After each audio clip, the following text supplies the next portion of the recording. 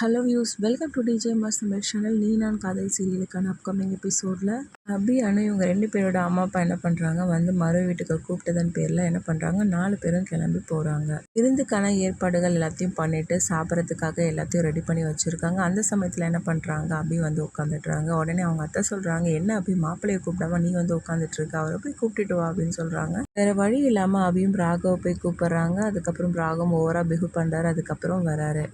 4 பேரும் ரொம்பவே சந்தோஷமாக உட்காந்து சாப்பிட ஆரம்பிக்கிறாங்க. அதுக்கப்புறமா அவங்க வேலையை ஆரம்பிக்கிறாங்க அபியும். அப்புறம் வேடிக்கையான ரொம்பவே கலகலப்பான விஷயங்களும் வந்து நடைபெறுது.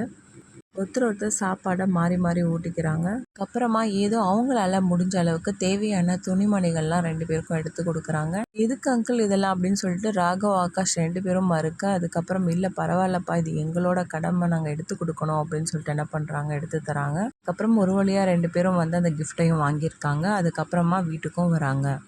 வீட்டுக்கு வந்த சுந்தரியும் ஒரு மாதிரி ஏளனமாக பேச ஆரம்பிக்கிறாங்க.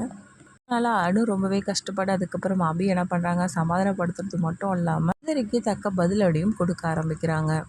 அடுத்ததாக ராகவ் அபி கல்யாணம் மட்டும் இல்லாமல் ஆகாஷ் அனு கல்யாணம், இவங்க 2 பேரோட கல்யாணம் வந்து சொந்தக்காரங்க யாருமே இல்லாமல் நடந்ததுனால அவங்களுக்கு தெரிஞ்ச சொந்தக்காரங்க எல்லாரையும் வந்து கூப்பிட்டு ஒரு கெட் டுகெதர் பார்ட்டி மாதிரி வந்து அரேஞ்ச் பண்ணியிருக்காங்க. வந்தவங்கள ஒரு சில பேர் என்ன பண்ணுறாங்க, இவங்க 2 பேரோட கல்யாணம் இப்படி நடந்துச்சு அப்படின்னு சொல்லிட்டு ஒரு மாதிரி ஏளனமாக பேச ஆரம்பிக்கிறாங்க.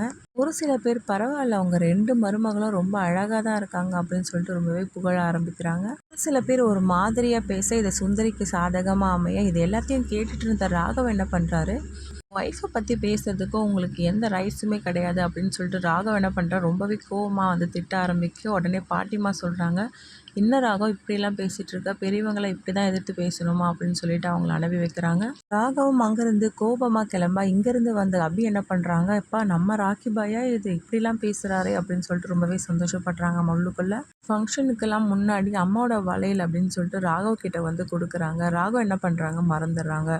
அதுக்கப்புறம் அஞ்சலி, என்ன ராகவ் நான் உங்ககிட்ட அம்மாவோட வளையல் கொடுத்தனே, சாரிக்கா மறந்துட்டேன் அப்படின்னு சொல்கிறாங்க. அதுக்கப்புறமா என்ன பண்ணுறாங்க, அபிகிட்ட எடுத்துகிட்டு போய் கொடுக்குறாங்க ராகவும். அதுக்கப்புறமா முரளி வசமாக மாட்ட ரொம்பவே வெளுத்து வாங்குறாரு ராகவ்.